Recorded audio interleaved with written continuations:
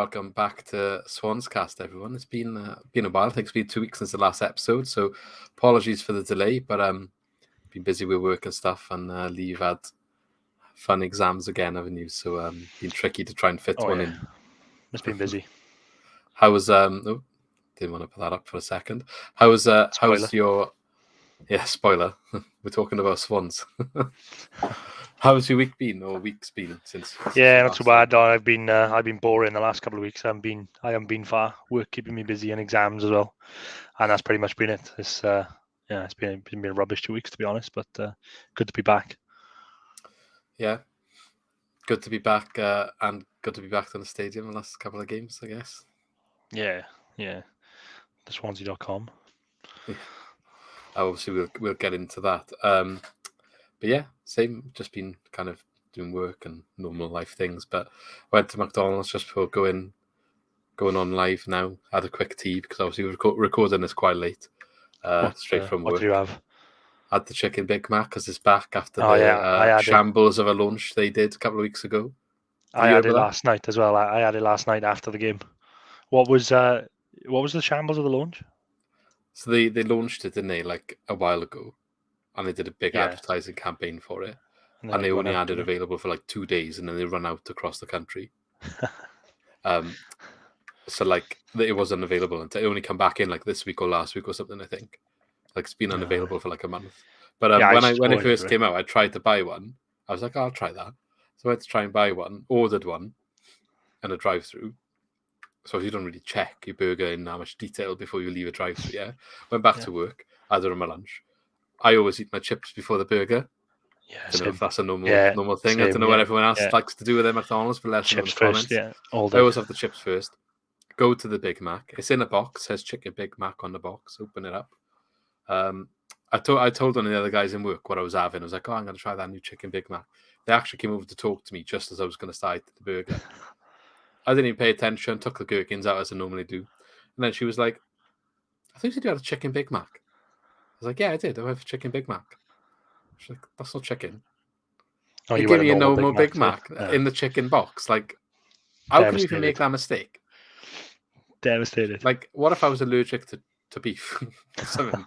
Do you know what I mean? It's in the chicken box. Like, so I was a bit annoyed. So I went on the online thing at McDonald's and I didn't even have to kick off, and they gave me like a £5 voucher. So if anyone wants to get a £5 voucher, just tell McDonald's I gave you the wrong Big Mac. Yeah, there we go. That's a good story to kick us off. But anyway, all it is 2 McChicken sandwiches on top of each other with the Big Mac sauce in it. Yeah, that was it. Yeah, I had it last night on the way home from the. It was very anticlimactic. Yeah, I think so. I was. I wanted to try it because I'd seen it everywhere. So let's have a go. But no, it wasn't that. But like, how can they run out? They're selling McChicken sandwiches. No, I'm all about the chicken legend. That's where I sat at McDonald's. Yeah, fair enough. But like, surely they would have just like, I could have just been like, get this McChicken sandwich, take the top bun off it, get this McChicken sandwich, and put it on top, and then you got the Chicken Big Mac. Plus, I'd rather the mayo than the Big Mac sauce anyway. Oh, so, really? I love the Big Mac sauce. No, the Big Mac sauce is lovely because you can ask them to put it in like a cheeseburger as well, which is like a normal cheeseburger. No. And add the Big Mac sauce. Big Mac sauce is class. I would much prefer a Big Mac, and I'd probably have a Big Mac more often if it didn't have the sauce, but I can't be asked to be difficult, so I'd usually get a couple quarter pounder with cheese. I lied because the best thing is the Big Tasty sauce when that comes in. I tell you what's underrated: triple cheeseburger. Oh yeah, that's good as well. Like that. Why is that not a meal? Yeah, I like that. No, you always have that on the side, don't you? You have your meal and you have a cheeseburger on the side. That's my usual order. That's a good introduction. Lovely McDonald's talk. But why don't you just tell us in the comments what your go-to McDonald's order is? And while we're on that note, I just wanted to say, everyone that does enjoy watching, we are going to talk about football, but don't forget to subscribe to the channel. I just had a quick browse on the stats in the week and noticed about 54% of the people watching are not subscribed. So if there's one thing we can ask you to do today, we'd really appreciate it if you can click the big red button that says subscribe. Just helps us out.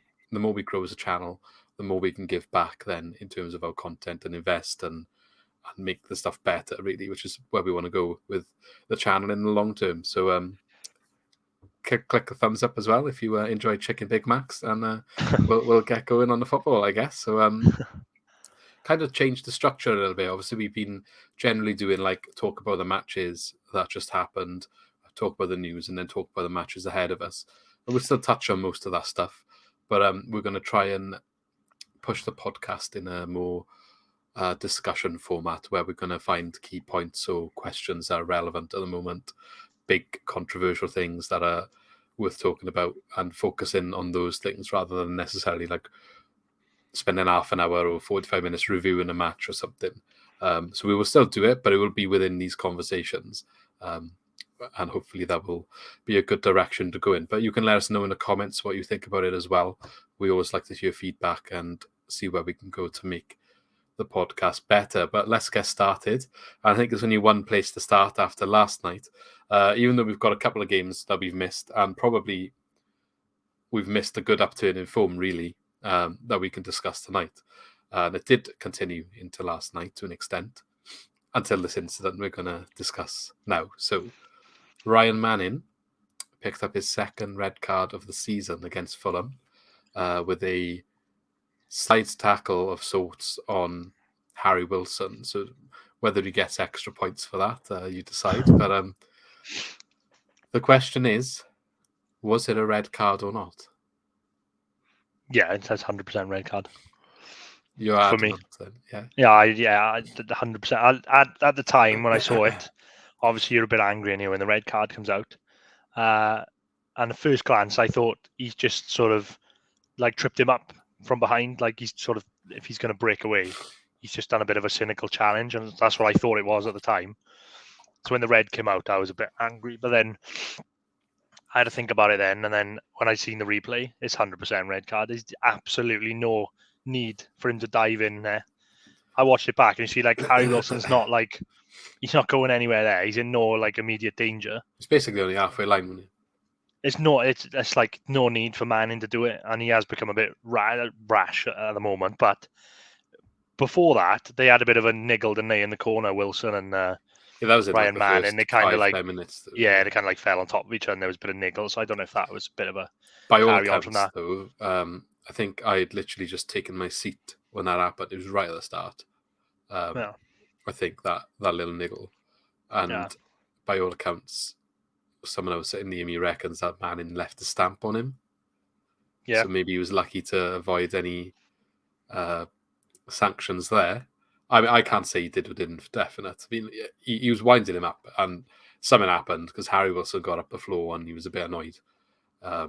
Which Manning does like caught to be him in that the character. Face. I think they were trying to push each other, and he kind of caught him in the face as well. But after they got up, he walked over him in a certain way. It looked like he kind of tripped up. So I can see where maybe he's sneakily tried to do something. But he is that sort of character that likes to wind people up. At the time, I literally turned to my dad, sits next to me in the Swans, and I was like, I quite like Manning. He's got a bit of a chip on his shoulder. He can be a bit, he can give it out, and I think sometimes it's good when you're playing against a team like Fulham, getting into someone like Harry Wilson, putting him off his game. I was like, I like a bit of that, and then he just went way overboard. He went way over the top of that tackle. But I'm kind of flip-flopping on the red, though. Like, I didn't think so at the time. I haven't seen the replay. I can see why it's given. But another ref, I think, gives a yellow. Which I don't know. I don't know how high it is. Like, it's even like the Fulham manager said he didn't think it was a red card. It's easy to say that after then, isn't it? Yeah, it is. Yeah, he said was he didn't think it was a red card, but then he saw the stud marks on Harry Wilson's leg, and maybe that would give you a different opinion. That's literally what he said. I think that was the case for most people, though. Like in real time watching it, it didn't look that bad. So obviously he's seen the stud marks on his leg, and we've seen the replay. So I just think he's so high, like he's up. He's like say midway up between his knees. I thought he was ankle. I thought it was. He's kind of ankle calf area, isn't it? From behind, that's an awful tackle. Studs on, that's a terrible tackle. Okay, fair. I mean, I can understand why it's given, and maybe I'm being a little bit biased, but like, and I did go through phases like, it's red, but then I was like, but I mean, I've seen plenty of worse challenges that you get away with. I mean, every time Manning gets sent off, I mean, his last one was unlucky, I thought, and then you just think back to the Luton one where he just gets booted. Yeah. And I just always go back to that because that was the most horrific decision. Okay, so maybe by the letter of the law, you'd say, okay, technically the ref's not made a mistake, okay? But, and I guess where I'm frustrated is the consistency. Again, you can't moan because he's made the right decision, perhaps, but that decision doesn't always get made in those circumstances. And that's where I think you're right. I think you're the one that's on the receiving end. And the second point is, 2 points, actually. How quick he got his card out. Like, as if he was desperate to send someone off. Like, fair enough if it's a red and you make that decision, but can you walk over and have a think about it and then, okay, yeah, it's a red. Rather than, like, at the instant, it was like a red. Like, yeah. I think Harry Wilson hadn't even hit the floor when the red came out. Yeah, and the other thing is how reluctant he was to book anyone else for the entire game. Yeah. So how can you be so passive and so, like, lenient, but then on a decision that I know you're saying is definitely red, but it has divided opinion.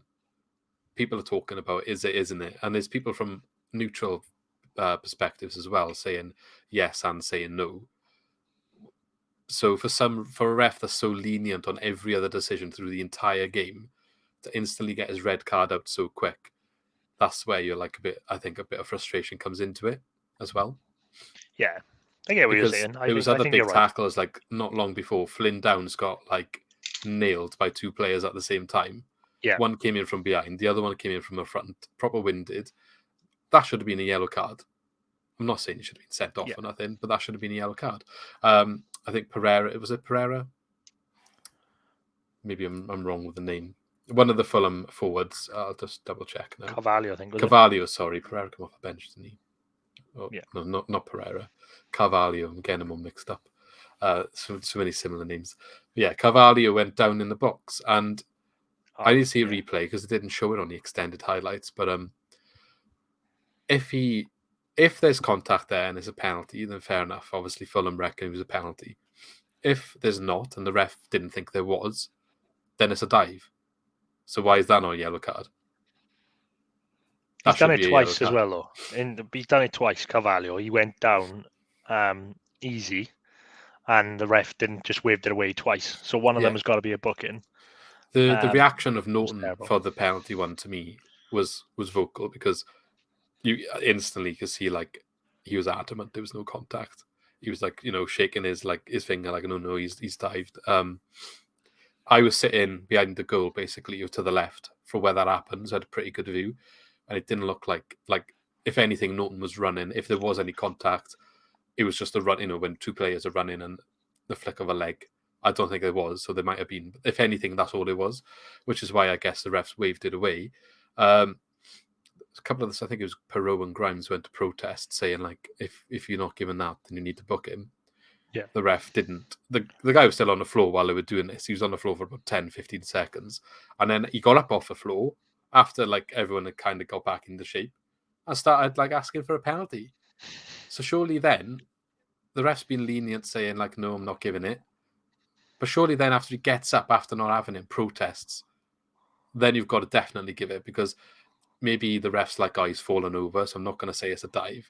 But as soon as you get up and start asking, I've seen it before where they've only booked them because they've asked for it afterwards. I don't know. That just annoys me a little bit. Yeah, no, totally agree. No, I think you're right. I think it's the consistency that's annoyed everybody, and I think the timing as well, because I think like we'd had a good sort of start to the game, and I think the red card was just frustrating on all counts, because I think you're right about the consistency. I think the challenge in isolation with Manning was a red, and I think we'd be asking for it if it was the other way around.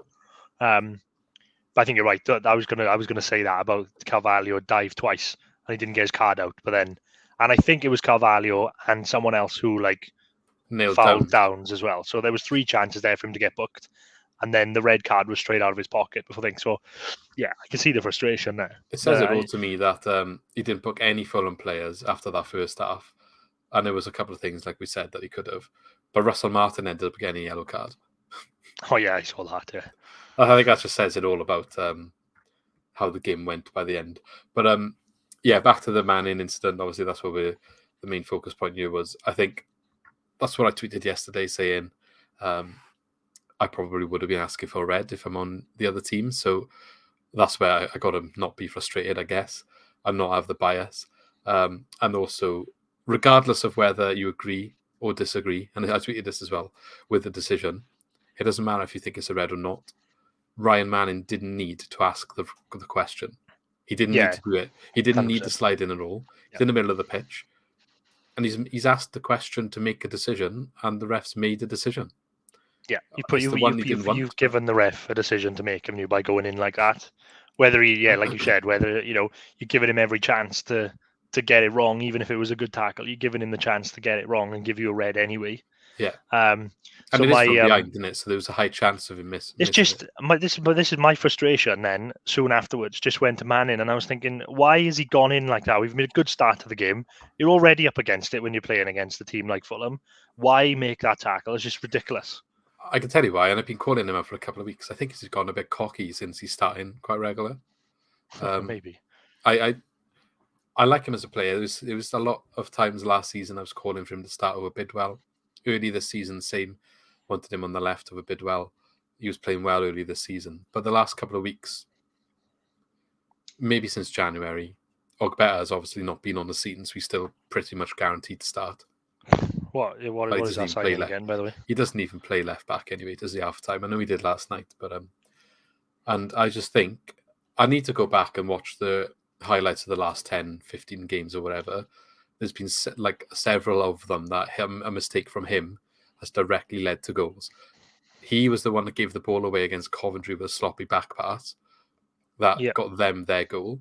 And that was poor. That was a poor one. There was one a couple of weeks ago where he's on the wing, like literally on the touchline. The Sheffield United game, I think it was. Yeah, and he did something there where he just tapped the ball and basically gave it to the Sheffield United player, and they scored from it. It's been a couple of times recently that he has directly led to a goal. We constantly say our mistakes is what is conceding our goals, not the other team creating chances, but often it's our mistakes that are giving them the chances. The same Coventry game on Saturday was our mistakes, and the first Fulham goal.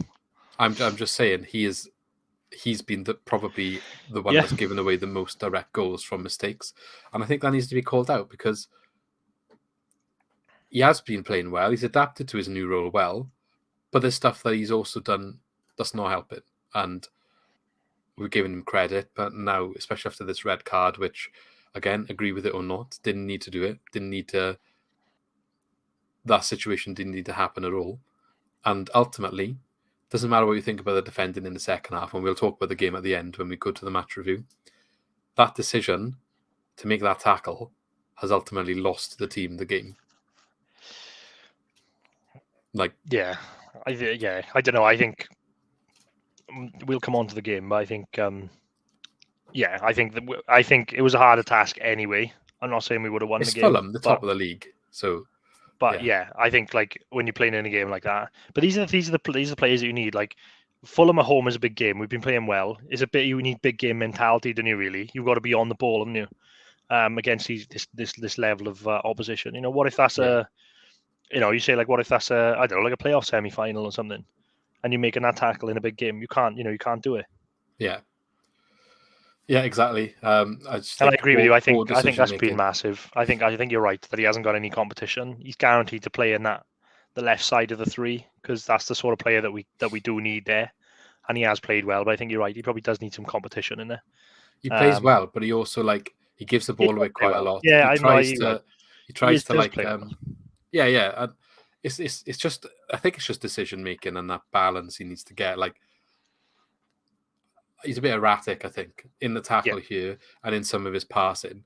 And maybe it is a bit of a complacency or a cockiness where he's he knows he can do it. He knows he's good enough, but then he does one and it goes astray. But it doesn't seem to be learning from it. A little bit of arrogance, maybe. And you see it like the incident with Harry Wilson at the start where he's doing a bit of handbags, winding him up a bit. It's all part of, I think, the same, the same trait that he's got. And it could be good and it could be bad. But maybe the consistent part is what's missing. And at times like this, if he had someone that was a competition with him that was consistent, you'd think maybe he's not to be starting as a result, which he needs to sort it out, basically. But yeah, that's enough on Manning's red card, I think. There's a couple of other moments of perhaps controversy to discuss in the match. Not necessarily from on pitch, but doing the rounds on Twitter yesterday, a lot of people airing views on clapping opposition goals, whether you think it should be happening or not. So this came about because of Nico Williams' thunderbolt. Yeah, it was a very screamer. Good goal. It was a screamer, to be fair. I'll say that. What was it, volley? Yeah, it's like come out the edge of the box and he kind of flicks it up. Oh, lovely finish. Half volley or something. I mean, yeah. What do you think about that then? What's your take? Oh, I'm just so bugged that people get so triggered by these things. Like, it just seems, I think since COVID, like everything's gone like really backwards. Like, I think like a bit of tribal. Yeah, it's gone more tribal. That we've been sort of away from the game for a long time. I think you're right. That's the word I was looking for. Was it's gone tribal? Like, you know, it was a bit of fuss in the Coventry game on Saturday. And usually we don't really get that with Coventry. You know, there's not really like a big rivalry there. I remember the Sheffield United game, which was the first home game back after COVID, and there was just like a lot of trouble. Just like, where's this come from? And I think it's just going back that way again. And now it's like, oh my God, I am a Swans robotic fan. You must not clap anybody else. You must not smile at anybody else. Yeah. You know, like with McBurney came down and was like, people were like, no, clapping him because he played for the club or whatever. Or do not clap former players. Do not smile at them. It's just gone really, I don't know. But I'm kind of just on the fence about it. I didn't clap the goal. I think if it was the first goal where we go 1-0 down, I don't think anybody claps it. Yeah, the game's done at that point. Yeah, exactly. And it was a good bit of skill. I think just like don't get so wound up about it. Like, does it matter? I didn't clap the goal either, but I didn't see it in real time. I think I was on my phone when it happened, tweeting about something, and all of a sudden it was like, oh, they scored again. So I didn't see it until the replay. I have in the past though. I remember I remember Delroy Facey scored for Gillingham from the sideline. It was a ridiculous goal. Probably the best goal I've ever seen in the stadium. That deserved a little clap. And I remember Bale scored like a screamer. Oh yeah. One of the best goals I've seen live. He just scored down the stadium. That was brilliant. But it doesn't mean that I'm not a Swans fan. I think the way I see it is I'm a Swansea fan, yeah, and obviously I want them to win, and I'm always going to cheer my team on. But I'm also a football fan, and if I see a good bit of football that ultimately results in like the opposition scoring, what's the harm in clapping it? At the end of the day, like the Nico Williams goal, you know, no one was saving it. Like, it's not like you could argue maybe it should have been closed down quicker or whatever. Like, the point is, it was a hell of a strike and fair play. Good job. Like, sometimes you just got to say well done. If you look at other sports, you look at rugby, you never have that where they like don't appreciate the opposite. If someone scores, like runs the length of the field on a try, everyone appreciates that. And it's not as tribal. You know, fans can sit within the same stand as each other for a start. I don't really see why football needs to be so. It's getting worse. So like old-fashioned in that respect. Yeah, I have rivalries. I have a bit of banter. I have like during the match with the other fans and whatever. But you know, after, at the end, it's a game of football, and if you've won or lost, like move on to the next one and appreciate it if it was a good game, or you know, have a rant about it if you thought your team was rubbish, whatever. But I don't see why you can't then appreciate a goal just because it's scored against your club. If you go and watch like the Manchester derby the other day, and you're like, oh my God, yeah, it was a really good goal by Kevin De Bruyne or something. What's the difference? Just because it wasn't against your club? Yeah, I know what you mean. I just think like I'm just not that passionate either way. Just I don't know. It happens very rarely anyway, doesn't it? Because it depends on the game. Like we're 4-1 down, and he scores the fifth one, and like late on in the game, it's just like if it's like a 90-minute winner or 90-minute equaliser, you're nobody's clapping now. You're going to be more like gutted than anything. Yeah. But at that point, you just kind of like, you know, you're not going to win, and it's just like you're watching a game of football and hoping that. I think though, you see something good, but it's a lot of frustration in there when you come out of the game and it's probably late on and we've just lost 5-1. Everyone's like, "Oh, why is everyone clapping this? Oh my God!" You know, unfair. But like even passions are running high. People who were tweeting it saying like, "Oh, what a good goal this was." It was like, "Oh, you're a Swans fan. Why are you tweeting that saying it's a good goal?" It's like because I'm a Swans fan, but it was a good goal. Like two things can be true. Just because I'm a Swans fan doesn't mean I have to say the goal was bad or whatever. But yeah, I don't know. Yeah. I think, like I say, it rarely happens anyway. It's just, it depends on the game. Like I said, if that was the goal that put them 1-0 up, nobody claps it anyway. Nobody bats an eyelid. They'd probably just say, "Oh, that's a good goal." But yeah, you know what it's like these days. I don't know. You can't do anything. I think what you said at the start was right. And like, why'd you get so annoyed about things like that? There's far worse things going on right now. I just think in terms of like the football, I just think, I don't know what, like, of all the things, it's not really that bad, is it? But like I said, I said it for a while now. I just think it is getting worse. I don't know where it's going to end up, but I think it's just getting a lot worse again. I've seen more. I was coming into the stadium yesterday, and there was like a lot of Fulham fans are coming the other way then to go to the away end, and they were just like singing in people's faces. They were queuing to go into the stadium. Like older people as well were waiting, and they were just like singing in their faces. They didn't sing for the entire first half, so it's surprising. And I was like, "Are you okay?" Like, well, yeah. Like they're going to win the league or something. They were singing in people, like literally, like in people's faces as they were queuing up to win. They only started singing that after the red card as well, didn't they? Yeah. They weren't exactly enthralled with their first half performance, but again, we'll talk about that later.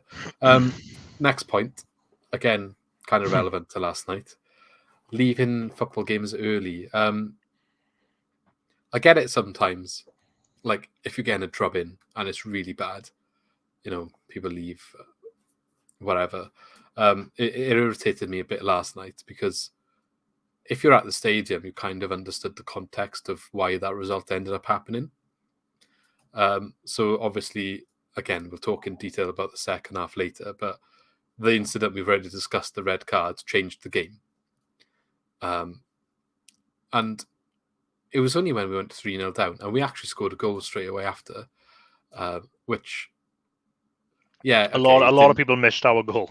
It didn't mean anything, but just they weren't exactly not trying. Like they were deflated on the pitch. They made errors. Don't get me wrong. They made mistakes, but like the situation changed dramatically after that one incident. I don't really see why you can't stay there You're going to stay there if you're winning. I know you've got work. It's a Tuesday night game and you've got work tomorrow. But why can't you stay there to back them? They're the ones out there suffering, trying to like defend against the team top of the league. Having had that job made 10 times harder for them. I'm sure they fully intended to go out there and win. They needed a really good effort of it in the first half. And I think most people that I've seen speaking about the game think we did really well in the first half. So it wasn't like the recent results where we got smashed by Sheffield United, we got smashed by Stoke. It wasn't like that. Which, if it was like that, then maybe I'd understand a bit more why people were walking out. But I just, really irritated me last night. I don't know how you felt. I don't know. Again, I don't know if it's just me. I'm just not like, I haven't got a massive, massive problem with it. I'm not like, I just think you've bought the ticket. Like if you're leaving 60 minutes into the game, then you're wasting it. But I can stand it's frustrating then, say for someone who wants to go to the game and can't. Yeah. And people are walking out on 60 minutes or something because we were 3-0 down or whatever. It wouldn't have been that much of an issue last night, but when we were in the Prem, definitely. Yeah, I do think it's I do think it was a bit early yesterday when there was the massive exodus after 3-0. We were only 60 minutes in. You think, it's still... It's just... but imagine you're a player on the pitch and you see that. Yeah, I know. I can understand it both ways. It's a Tuesday night. If people got to travel far and stuff, it's just like, this game's, it's over. But then I always think of like Newcastle were 4-0 down against Arsenal and then come back and won 4-4. I hate leaving early because I always think, we'd come back or something to be the biggest comeback in history. Yeah. But yeah, it was way too early. I mean, if you go in 80 minutes when we're 4-0 down or something, or 5-1 down, whatever it was. It was 80 minutes, but it was quite early, as you said. Yeah.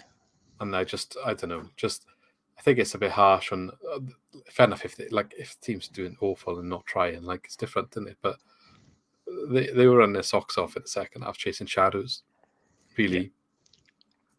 Yeah. I think it was just the frustration of it all, or like the red card, and we were getting hammered then at that point. So I think it was just and it is maybe the showing frustration. Isn't aimed at the players. Perhaps it's aimed at the ref if they were annoyed at that, or just the fact this is pointless, and that's fine. But you're there to support the team, and I'm sure they would. I think it probably would make a difference. Like, if they see that happening, like that's probably not a nice thing to see when you're on the pitch, and when ultimately they know what happened. Like the players probably they're like, we tried, but like kind of got taken out of our hands a little bit. Yeah. And they've been on good form recently as well. And it looked like that had a chance of continuing. But yeah, just a small bugbear. I mean, just to be interested to see what everyone else thinks about it in the comments. If you were one of the people that left early, I'm not here to necessarily slander anyone individually. Oh, no. It's a good... Tell us why you think... It's a good topic, isn't it, really? Some people, like you said, it'd be another divided one. Some people will be dead against it. I know some people not so fast. Just be interesting to see, just get involved in the conversation. Yeah, I don't get to go to every home game because of work, so I like to make the most of it, even if we're losing and getting smashed. It's paid to watch the game of football at the end of the day. So you got to see a great goal at the end. Yeah, got to see 6 goals. Yeah. 0-0 first half. Yeah. But yeah, okay. This is a big one then. This one again, I think is going to annoy a lot of people. Not necessarily even just Swans fans, but the game last night wasn't on Sky. So what is the reason for the game not being on Sky? So usually Tuesday night games are on Red Button, yeah? They'll have a main event and then usually they can show them all on Red Button. There were 6 championship games, I think 4 or 5. Were they all rearranged actually? I don't think they all were. I don't know. I'm not sure. Well, it wasn't a full fixture list. Yeah, they must have been. Yeah. So 4 of them were on Sky and 2 of them weren't. But I don't really understand why. If they, like you said, maybe it was because the original time was the 3 o'clock Saturday, so the rules transfer over. But it doesn't really make sense to me why that would be the case. It's not on Sky Red Button. Swans TV were not allowed to show it. I just don't really understand it. Why is it so hard in 2022 to watch your team? People have to get VPNs, get dodgy sticks, get dodgy apps and stuff, which I'm not endorsing. Obviously, it's illegal. Make your own decisions. We're not here to endorse. Do we want? Get that in there. Why do we have to go to those extremes to watch the football? This is one of my biggest bugbears. I say I'm not quite on the fence with a lot of things like we've just talked about, but this is my biggest bugbear is the TV rule. You can only, you can't watch a team at 3 o'clock and all this. And I get it to a certain extent. If every game's on TV, then less people will go to the game. That's what they think. I disagree because I prefer to go to a game anyway than watch it on TV always. But then, like last night, like you said, there must be some stupid reason in there somewhere that they couldn't show it because it was rearranged or something like that. But it just didn't make sense. Why couldn't it have been on the Red Button? I'm sure there's a stupid rule in there somewhere because the original game was supposed to be on Sky. It was just after Christmas, New Year, when we had all the COVID cancellations, and it was supposed to be on Sky. So I don't know if then they move it. That makes it even worse then. If you're supposed to be on Sky in the first place, why can't they just put on the Red Button? It's not like they've got cameras there. I don't know if they got to if Sky chose not to show it because they've got a. Do you remember when we had Leeds at home and they pulled it was on Sky and then they pulled it because the amount of games they show, but that's the main event, isn't it? Yeah, but the amount of Leeds games that were on TV, I don't know how it works, but maybe I'm sure that's main event because Red Button is just generally everyone's on there if they're not midweek. Main event In the midweek games are always on the Red Button, aren't they? But I don't know. I was just trying to think of a reason, but I can't come up with a good enough reason why they didn't put it on Sky. I mean, Fulham had they didn't have a massive following, but from London on a Tuesday night, they'd be thinking, why is it not on the Red Button? I just think every midweek night game should be available because, you could say that about not going to the games, but it's 8 o'clock on a Tuesday night. We have to travel 5-6 hours for the furthest game, or 4 or 5 hours generally, to get to most away games. I know we were home yesterday, but like you said, with Fulham fans, people can't do that and then go to work Wednesday. Yeah, this is the thing that really gets me. I think we should be able to watch a team. I think we may go down that way with a Netflix type thing, and you subscribe to your team or whatever, which would make sense. But it's just I can't stand it because we went through it earlier on in the year. The Carabao Cup now, whatever it's called, the League Cup. Unless your game is picked for Sky, you cannot watch your team in the Carabao Cup. You cannot watch it. And I think it hurts a lot more now because we went through COVID and all of a sudden they managed to make everything available pretty much. I know obviously the circumstances resulted in that being the case. But then to have that taken away is, I think, now why the conversation is maybe grow in, because all of a sudden you've seen what the alternative is. They've been telling you for years this is the way it's got to be. All of a sudden it's like, well, hang on, no, go back to the when we could watch our team.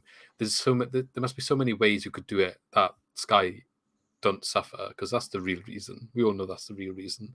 They want the rights, they want to control it all, and they want to make as much money as they can. So that's the reason fine. for it. They've got they've got a contract for like the EFL games, haven't they? But that's fine. But like, why? Like you said, like last night, why couldn't they put it on? Because the red button, when you watch it, it's not anything special. It's one camera angle. There's no replays. Sometimes you get the wrong commentary on it. Stuff like that. But I just don't see, like you said, why they can't. They've got the rights. Surely they could just put a few more games on as well, I think. I know, like, they've got to put the Premier League games on. That's where they get their money in the prime time. But surely they could do something with the Championship, because it's so good to watch. Now. Why can't they just do something on the app, like follow my team subscription, where it's like, I don't know, 30 quid a month, and you can just watch your team. And the worst part of it is, as well, is that like, people abroad can watch it. Yeah, the rule doesn't apply. So irritates me. We're like from Swansea. We go to the games, all the time. But then if there's a game that we can't make for work or whatever, you're not allowed to watch it. No, you can't. You're not allowed to watch that, because I don't know, the rule, we can't show 3:00 games, or Sky haven't deemed it big enough to put on TV, so therefore you can't watch it. I just don't understand the logic, and it really bugs me. But I think we were a bit spoiled when we were in the Premier League as well. Well, Klopp said it before, didn't he? They got moved. I know he's moaning about the fixtures all the time now, which is doing my head in as well. But he said something before about, like, you've moved this game, and it's like people in Liverpool can't watch it. He said something like that. But he said, but you can watch it abroad, so why are you moving this game? I don't get it. It really bugs me. What needs to happen is Sky need to modernise, because they're so old-fashioned in the way they run their football, and this is why they're losing, like, the Champions League and all this other stuff to BT and Amazon and whoever else is coming in. That's literally why they're losing the contracts. Or someone else needs to come in and buy the rights, and they need to get, like, an app. Like, Amazon do it quite well when they have the football. Oh, the coverage with Amazon is great. And it's just like, select the game you want to watch from the app. Literally, that's how it should be done now. That is the modern way of watching content. That's how people watch content on YouTube, Twitch, Netflix, Amazon Prime, Disney Plus. That's how people consume their content now. And all these apps, they're all available on your smart TV. They're all available on your Fire Stick. They're all available on your phone. They're all available on your tablet. That's literally how you consume content now. So, like, Sky just need to, like, sort themselves out, because I think they're falling behind, and again, desperate. And Sky, as in the company now, it's all connected in there. Sky Sports, the TV branch, all of it. They're going around there like, oh shit, we need to make a TV with a Skybox built in now, because we can't sell Skyboxes anymore. Well, this is why you can't sell Skyboxes anymore. This is why you're struggling. So, like, Sky Glass, whatever, is probably going to be relevant for a year, but I can't see that staying relevant either. I know this is going way off topic, but I do think it's all connected, because they're desperate in trying to keep people in. And I think they're losing grasp. And that's probably a good thing for everyone in the long run. And the sooner the EFL rights go elsewhere, probably the better, because the competition is what's going to make it more accessible. It's not fair, though, is it? Because like, they've obviously got the Premier League, so they got to show that, because that's what brings the money in. Everyone wants to see Man U, Man City, don't they? So put that on the main channels. That's fine, but you can put all the other games on like, select your game. You don't even have to have commentary. I don't even care. Just, I want to watch the game. Yeah, I know. Yeah, it's ridiculous. The thing is, like you said, I don't know. Yeah, they've got to have. They put the Premier League games on, but the problem is, it's fine that they got the Premier League games, but because they've got exclusive rights to the EFL, they've just got a monopoly on that then, and they'll show one game a week, and then that's it. Like, for example, now, like, it's 3 games a week they do at the moment, isn't there, for EFL? Yeah, but the best thing that could happen is, I think it'd be great if they did, like, it probably won't ever happen, but if, like, they had shared rights with, like, terrestrial TV, like ITV or something, and ITV showed a game every week, or 2 games a week, like on a Sunday at 12 o'clock before the 2 o'clock game in the Premier League, and then they showed, like, a Monday night or something, so there was a few more games dotted around for people to be able to watch. They've just got to control. Like now, the biggest problem at the moment is it looks like the Swans Cardiff game is going to be 3:00 on a Saturday. That's what it looks like. Because Sky have picked up their games for the weekend. They picked up a Friday night game and they picked up a 12:30 on the Saturday. I think one of them is Blackpool and Forest, and one of them's Huddersfield and Hull. But this is what I mean about them having the monopoly. They've deemed the Swans Cardiff game not big enough that weekend. Why can't S4C show that? Like, I don't know. Maybe something will come out because I think like that's what I mean. Why can't they just allow them to show it? Well, even if S4C because they've got the monopoly BBC on it. BBC give them a fee to allow them to show this game because at the end of the day, it's 2 Welsh teams, isn't it? So like S4, that's why I said. I hope they do. I hope they do. They did before. I remember like the BBC had some rights a long time ago because I'm sure BBC have showed the Swans Cardiff game when I remember when Emnes scored. That was on BBC. Yeah, that was live on BBC. I remember that, but I don't know. Maybe BBC Wales will probably just charge them too much. Yeah, probably. That's what I mean. Sky have deemed that game's not good enough now. So, like, fingers crossed, I can get a ticket. But apart from that, Swans fans can't watch the game legally. So they've said you can't watch the biggest game of the season, the Swans Cardiff derby. You can't watch it. How much tickets they're going to give you? Like 2,000? Yeah. So say 2,000. Everyone else cannot watch that game. Oh yeah, and it's wrong. I'm in work for it, so like I want to be able to watch it on my phone. Basically, there's no way. There's literally no way I'm going to be able to do it, and that's so frustrating. But like, another question I have is, I know Sky got the rights. I don't understand why the football club can't show their own game. It's them playing football. Like, why? And maybe it's because they're in the league, so the league owns the rights to the game. Yeah, because they own everything. Something seems wrong there for me. Yeah, it is. It is wrong. It's just It's making me more annoyed now when I think about the Swans Cardiff game. Like, why can't they show that? The whole team should be able to stream what they want and charge themselves, as another stream of income. Especially all these like lower league clubs that are struggling financially. Why can't you give them the ability to monetize their, not just from ticket sales, but like make extra money from like online ticket sales? Yeah, exactly. That could be a good solution. The incentive would be there. They say like, pay for your Sky subscription, don't get illegal things. That's what they always say. Why would you pay for a Sky subscription when the Swans get like minimal games every year? The Swans Cardiff game's not going to be on Sky. Why would you pay for it? What's the incentive for me to pay for it as a Swans fan? I don't pay for Sky Sports. Well, I'm one of the mugs. I mean, pay for Sky, but but you watch a lot of other sport, don't you? So To be fair, I don't watch that much Premier League now since we're not there. I don't even watch Match of the Day that much. I keep, again, these days, it's so easy to I don't need to watch a full match. Sometimes I'll watch it, now and again. If it's on, I'll watch something. But in terms of keeping up to date and what's going on in the big sporting leagues, whatever sport, it's all over Facebook or Twitter. Like, you don't need to have a Sky Sports subscription to Match keep of the Day be gone soon as well, because they pay through the roof for the rights to show the highlights. On a Saturday night. But again, I think it needs to change, doesn't it? Like, it needs to go more like people watch content in different ways now. They don't necessarily always sit in front of their TV and watch Match of the Day. Maybe they want to just say, I want to watch highlights to this game in a 10-minute section, you know what I mean? And that's how they'll do it.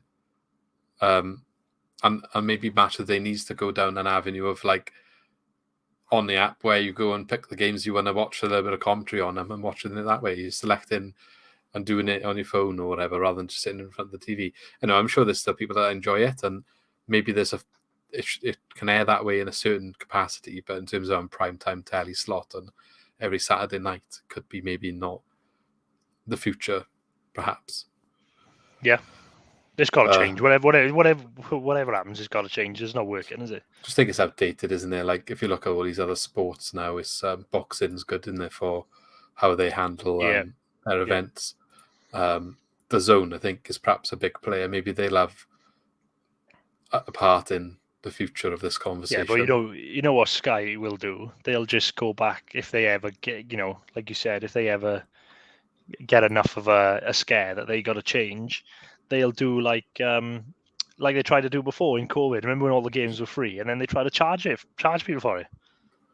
They were like, "Oh yeah, you can watch it, but now you got to pay an extra £10 on top of your really expensive Sky subscription." They'll go back to that. But they backtracked, didn't they? They backtracked because there was uproar.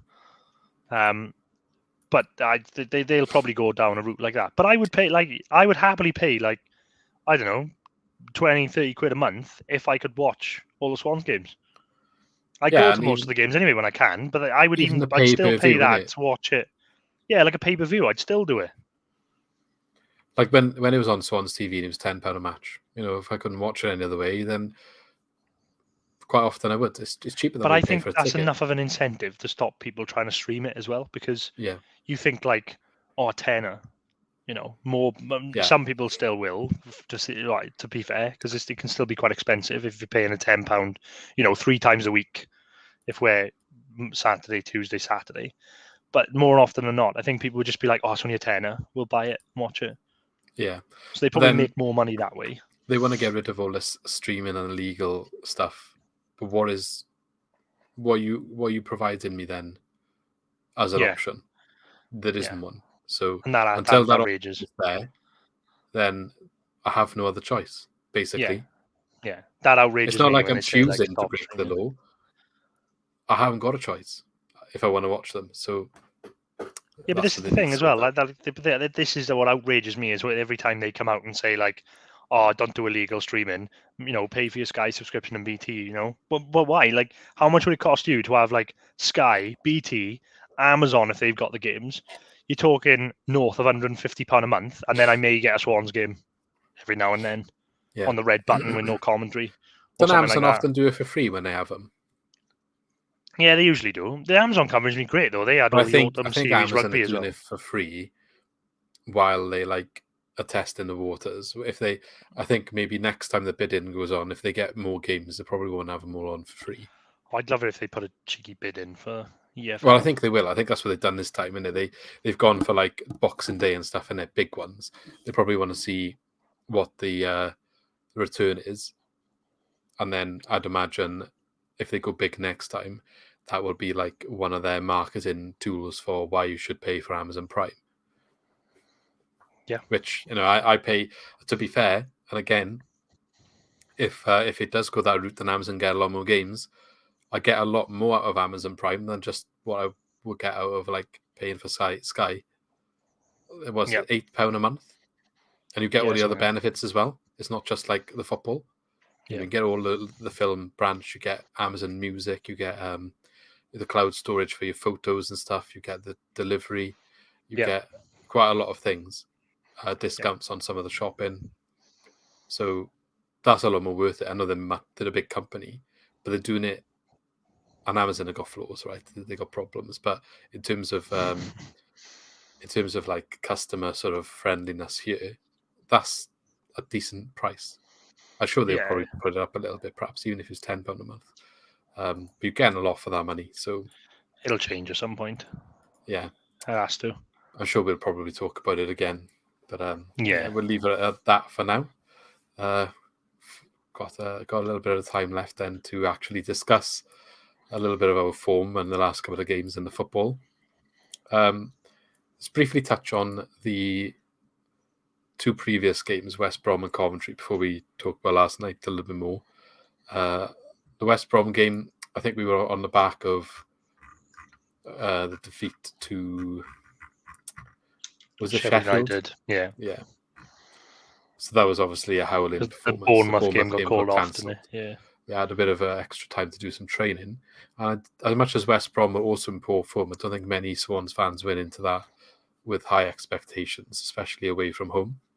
No. But very good performance.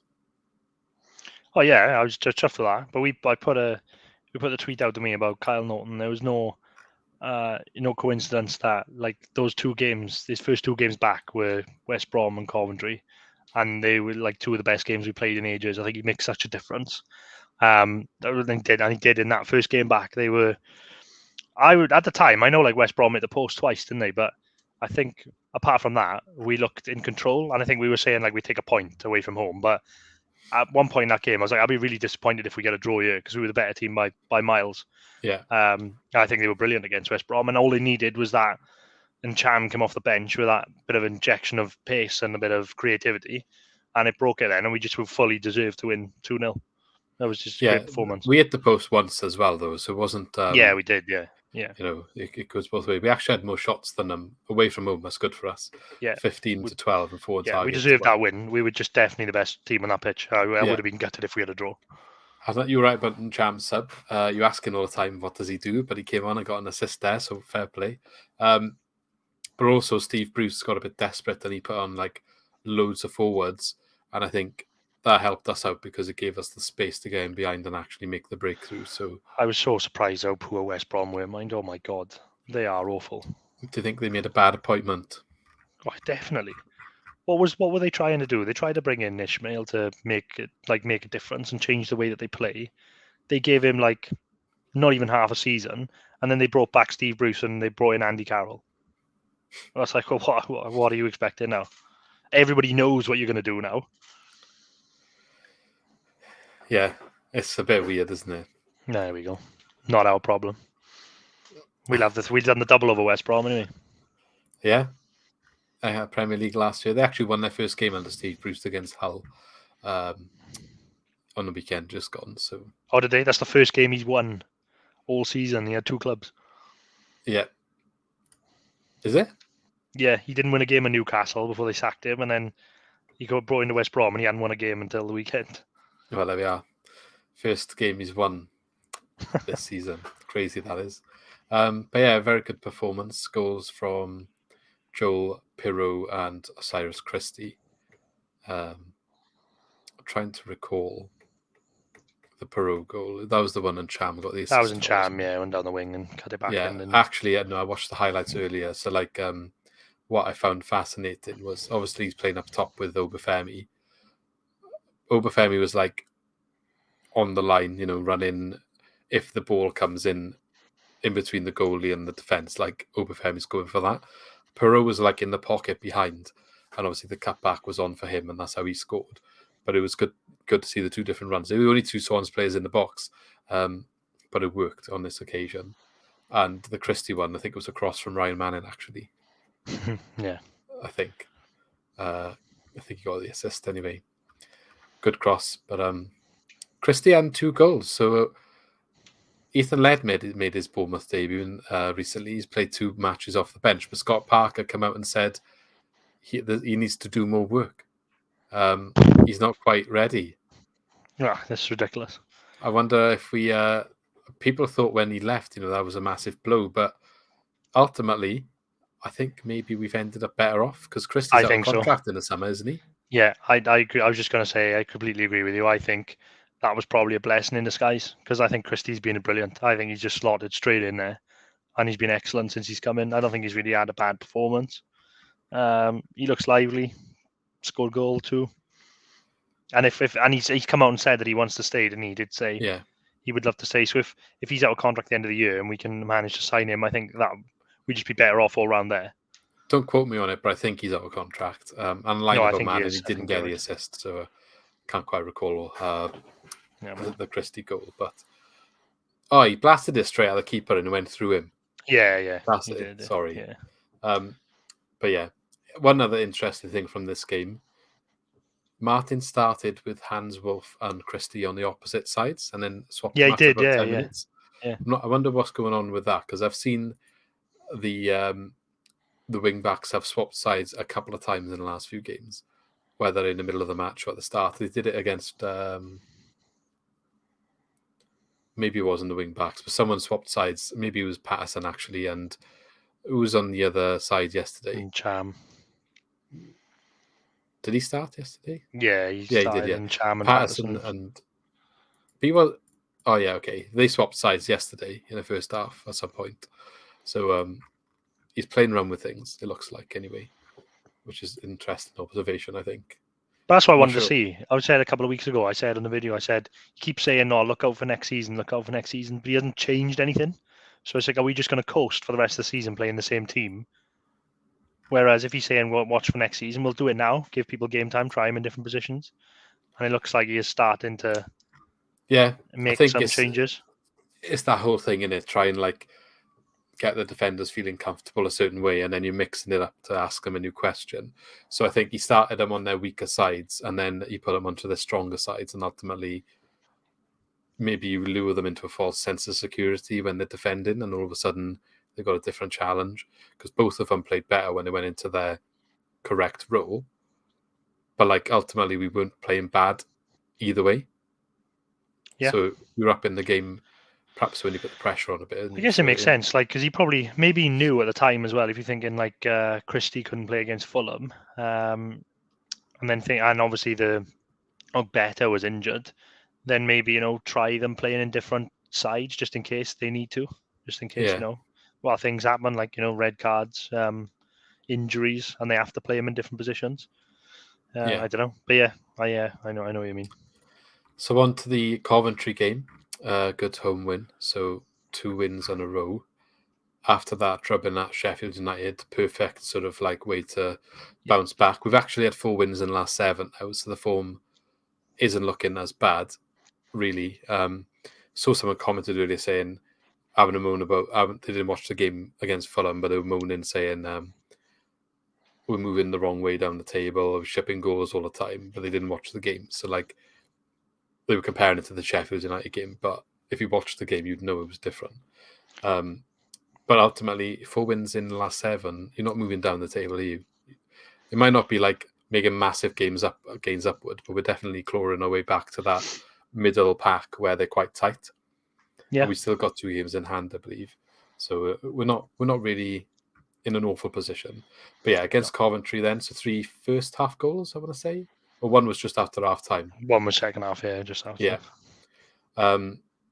So Patterson getting his first goal, I believe, of 2022.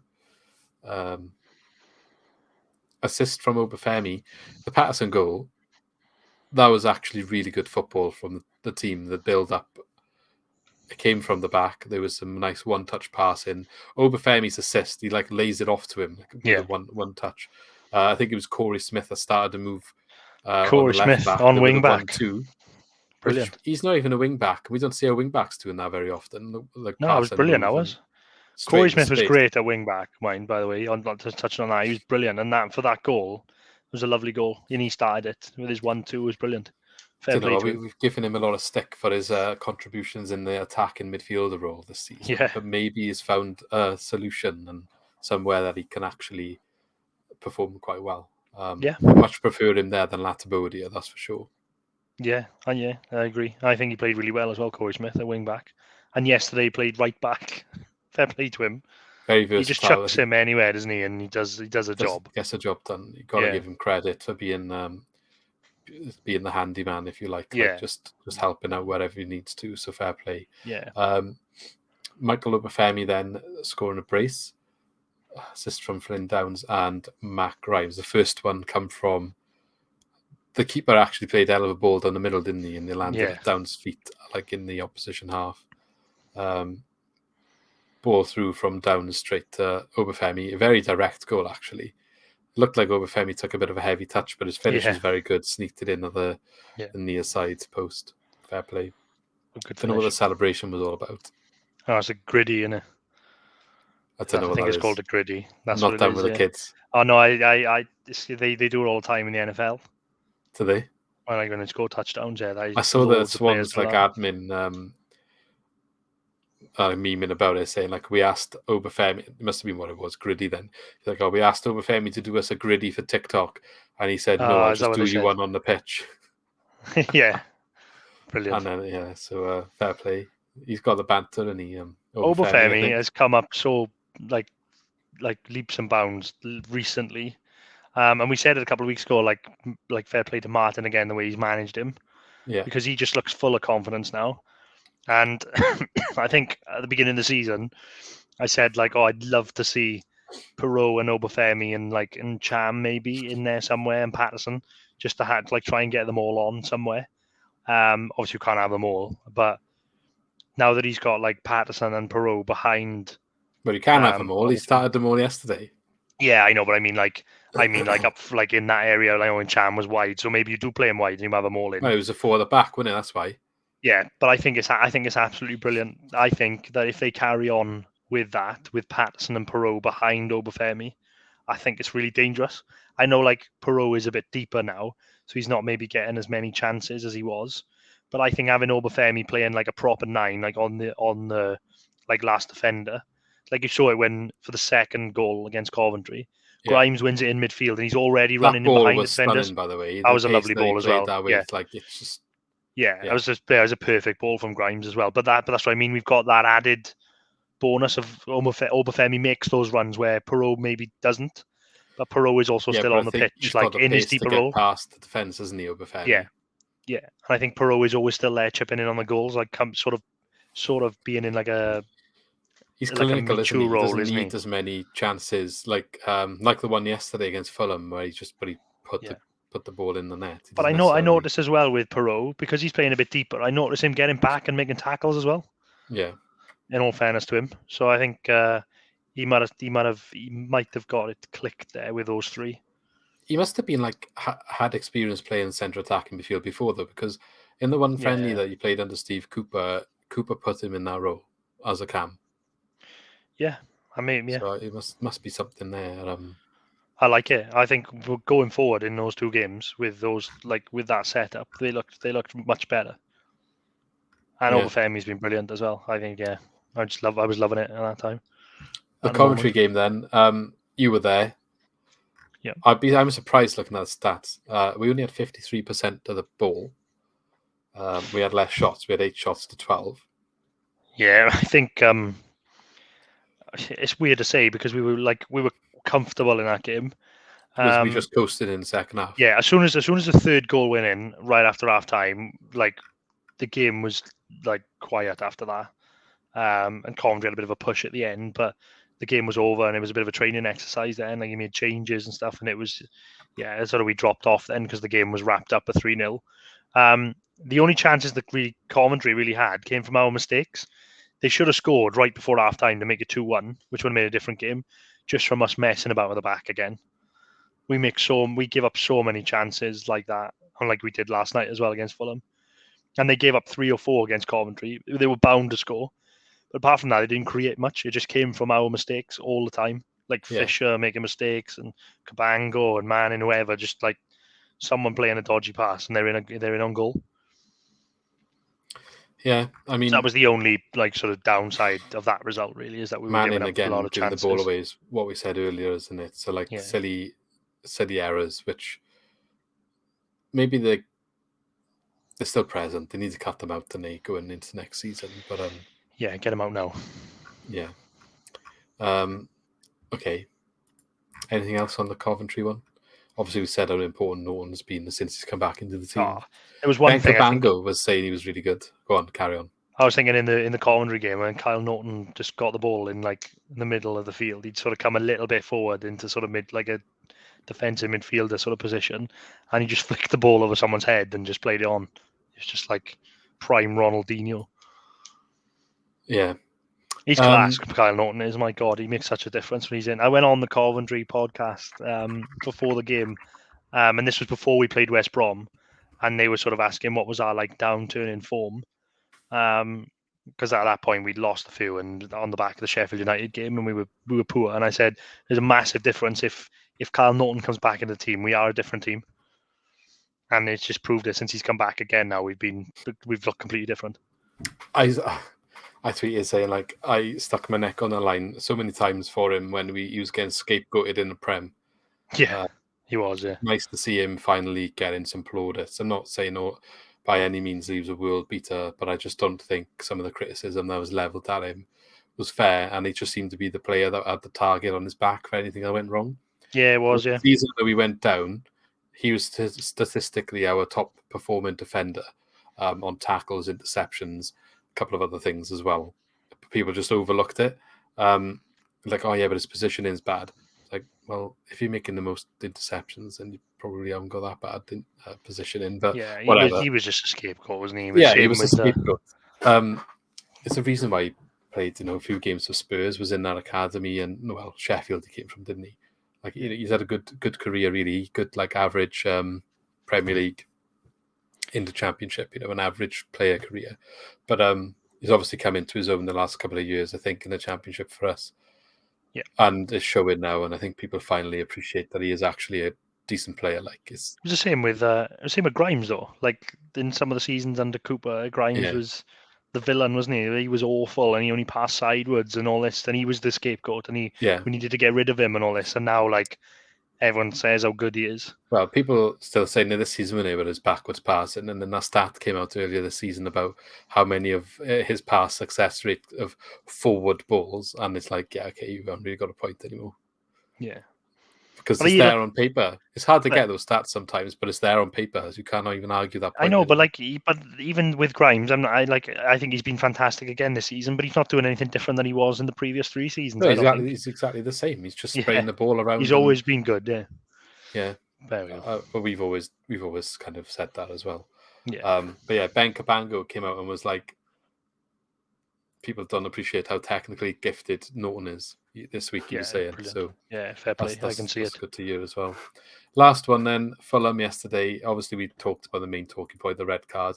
But before that incident, we looked like the team top of the league. I don't even think it's flattering to say that. I don't think Fulham... I'm not saying we looked like a team top of the league, but out of the 2 teams playing yesterday, we looked like the one that was above the other one, I think, anyway. And when you look at the momentum chart as well, that backs up what I'm saying until the red card. I don't think Fulham looked interested in playing football until the red card. They looked sluggish. They looked off the pace. They did not look like a team that was so far clear at the top of the league by any stretch of the imagination. And their fans didn't say a word. And I think that's because they knew that they had a game on their hands, and they could have been going away with a loss. That card changed it. This is why I'm so frustrated with Manning, because I'd have loved to have seen how it would have gone with us with a full complement for the rest of the game. We might still have lost the game, just with the quality that they have. But I just think I'd have loved to have had a good crack at them, just because we were playing so well up to that. Yeah. I've seen people say like that we were absolutely dominating them and all this. I don't agree with that. I just think that we were holding our own there, and we were moving the ball really well. And you could see they were chasing shadows at some point, and we were moving the ball very well out from the back when we were in like sticky situations. We were getting out, and you could see some of them, like Harry Wilson was, dropping his head a little bit, and you could see we were moving the ball that well. But I think we only really had that one chance, I think, when Obafemi took one from outside the box and the keeper tipped it over the bar. Yeah. So, but I just think like we were holding our own against, this magical team that's supposed to be Fulham. Yeah, that's what I mean. I don't think Fulham had one chance from Mitrovic and the penalty shout, but the penalty shout that don't even... I don't think it was a penalty. It was quite an even game, and then we were edging, I think, just about. Yeah, but like what I was trying to get at is like they are meant to be this world-beating team in this league. Yeah, but I would say we were marginally playing better than them. Yeah, I agree. Maybe it's the way they were set up. I don't know what they would have come out in the second half, 11v11. But I was happy with our performance. Everyone expected us to lose the game, and we were more than holding our own and threatening potentially. We didn't have all the chances in the world. Like you said, that Obafemi one probably was the best chance of our first half. But they're up there for a reason. They're going to be hard to break down as well. But they weren't attacking us, and they weren't getting through. People questioned our defending. We changed system to 4 at the back, and we were holding our own. We were doing a good job. Which maybe asks the question: do we go to 4 at the back? Well, this is what I mean. Try it now. Between now and the end of the season, not long left. Play a couple of games of 4 at the back and try people in different. Let's just see what sticks in it, because we were playing well in that. Like I said, I probably expected them to maybe still go on and win the game. We probably fancy Mitrovic to get a chance at some point, but who knows? The longer the game that went on at 0-0, and we were moving the ball as well as we were, you don't know if we would have had a chance. You just don't know. You can't we can't sort of say that. But I think we were playing really well up to that point, which is why I was more like still frustrated with Manning. Yeah, without Red, because he didn't need to go in like that. Yeah, like the 4 at the back, I thought worked quite well. And if Carl Norton's not there and we're struggling with our centre back selection, maybe the 4 helps. Like, if you don't have to play Bennett and Cabango and someone else there, like, to get me, like, maybe having 4. I know it's mad. It's mad looking at our 4 though, because our 4 was at left back. We had a left back. We had Kyle Norton, who's obviously not a right back anymore, but by trade he was a right back playing centre half with Cabango, and then a defensive midfielder at right back. So only actually had one centre half again in the whole. But it worked. It worked. But you were saying to me in a pub beforehand, he needs to have a plan for Mitrovic, and he can't keep Norton in the middle. Yeah. We were like, he's not going to change anything. He's going to do it anyway. But to be fair, he'd done the two of them, so Cabango was really there to kind of deal with the physicality of Mitrovic, and it worked in the first half. It worked. Things changed after the red card. So if we want to talk about the second half, we just put the nail in our coffin like 1 minute into the second half. We were talking about the Everton against Tottenham game, or just in a group chat, and we were saying like, well, they went in like 3-0 down, didn't they, at half time? Everton. And I think John was like, imagine Lampard's team talk now, like, let's settle the game down.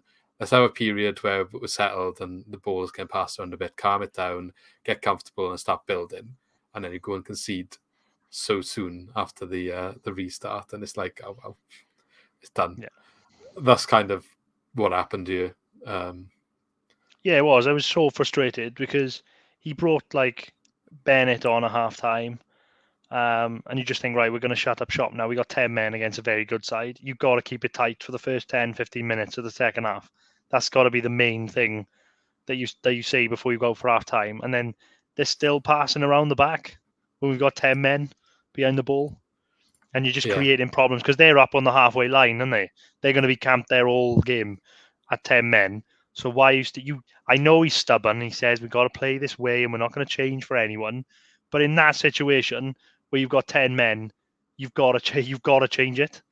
Yeah. You've got to change. And it did against Blackburn, so it's weird. But I guess we were defending the lead at that point. So yeah, we were defending the lead. Yeah, but I don't know. I don't know why he did. I don't know why. But they got caught messing about at the back again. And as soon as that first goal went in, it was game over. People have questioned the messing about at the back. Russell Martin even actually said afterwards, like, we shouldn't have been doing that in that situation. But I think that's where they're learning this new system and when to do the message and when to not do the message is what the decision making has to be better. So people blaming Bennett for that first goal, but actually it was Fisher's fault. Yeah, it wasn't Bennett's fault. 100% Fisher's fault. It goes to Fisher. Russell Martin said it should never have gone to Fisher from kickoff. Okay, fair point. But it goes to Fisher. He should just put it in row Z. But he kind of like gives Grimes a bit of a hospital pass. And it blasts it at him, doesn't he? And he just can't control it off his chest. And it just falls to the Fulham player, and Mitrovic scores. I don't really know why he blasted it at Grimes there. You got to be doing that. First 10, 15 minutes last second half, just launch it down the field. Get settled, get set in. You brought a new defender on. You just settle into, they brought Fulton on as well because I think Downs had a knock. Just get it out. Just get it away. It's just game management. That's the one thing that you can level against Russell Martin sometimes is I don't think his game management is that good at the moment. Just in that moment again, like I go back to, if it was a playoff final and we were 0-0 and you had a man sent off, you'd have to like maybe get a draw. Forest game of the classic, the 10 years ago, whatever it is now. For 11. Something like that. But anyway, he's learning as well. So yeah, he's learning. I did notice as well. He put Matt Grimes left back for the remainder of the first half when Manning went off, which was something we haven't seen since Potter. Yeah, God, I remember that. When Grimes, I thought maybe it would have been a good option to keep it that way.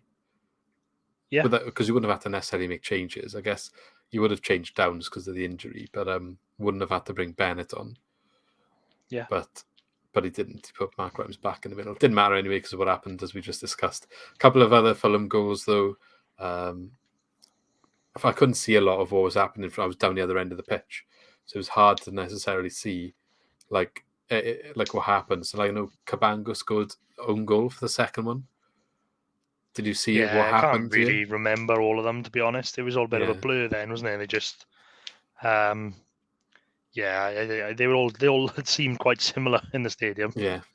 I think they were at 2-0. And Martin said in his interview, brought Obafemi off to rest him for the weekend at this point. Yeah, give Carl Joseph a run out. Not the best circumstances to get a run out, but seeing him out for half an hour, that's only going to do him good in the long run. And then Cardiff players linking up to score the third. Harry Wilson assisting Bobby Reid. I knew he was going to score when he came on. Yeah, so that was a grim one, but we did hit back straight away after the mass exodus of Swans fans at 3-0 to score our first goal this season from a set piece. I know, bloody hell! Can you believe it? I thought Patterson just scored from his cross. Yeah. From where I was sitting, I didn't realise Perot had a touch on it. It was a very, very marginal touch on it, but he put it in with his head to the far post. And I think it's the hope that kills you at that point, wasn't it? It was like, maybe we can rally. And then they scored straight away. Yeah, only to concede 1 minute later. Tom. That's like before Christmas, that was, when we concede straight after scoring all the time. Yeah. 2 minutes later, it was Nico Williams. And then he rounded up with that. The second one he scored was that really good volley, wasn't it? Yeah, it was a screamer. Yeah. But like, it didn't matter really at that point. After the first goal, or second goal, it was done. Fulham are bad. Sorry, go on. I was going to say Fulham are bad. A lot of teams this season, they put 7 past Blackburn. Yeah. And they're in the playoffs. So, like, it shouldn't mean... It's not the same as losing 4-0 to Sheffield United the other day.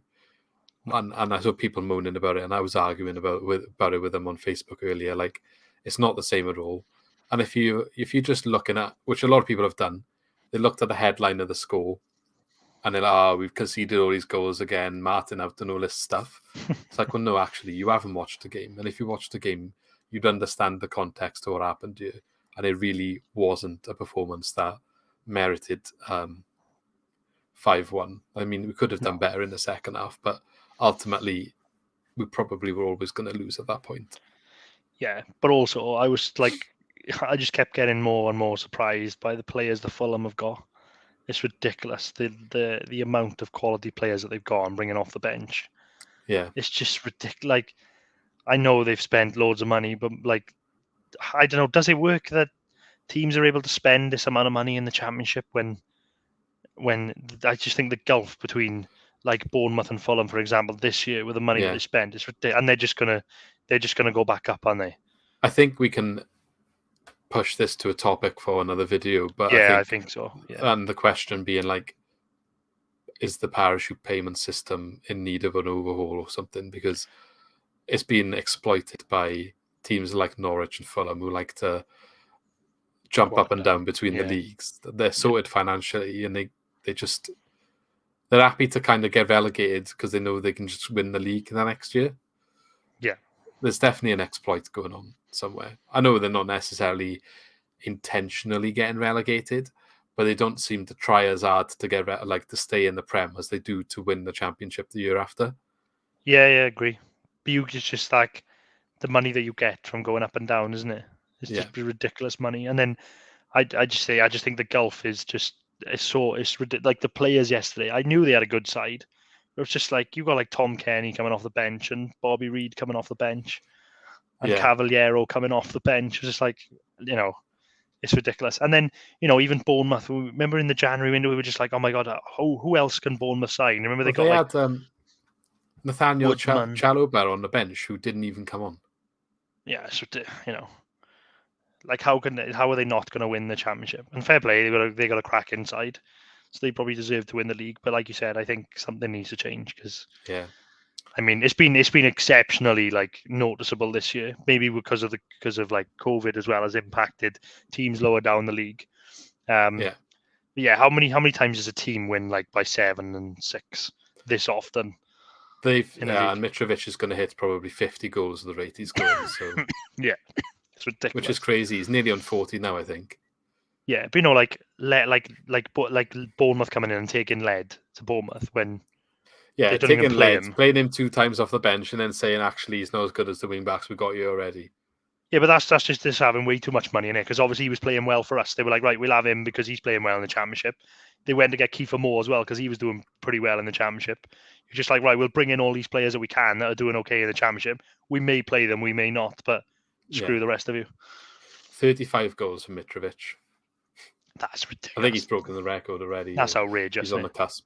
I mean, look, Fulham 6-2 against... I'm just looking at the recent results. So 6-2 against Birmingham City. beat Millwall 3-0. They've had a couple of close games recently, but they went on a period where they were smashing everyone earlier on. Reading 7-0, 4-1 against Barnsley.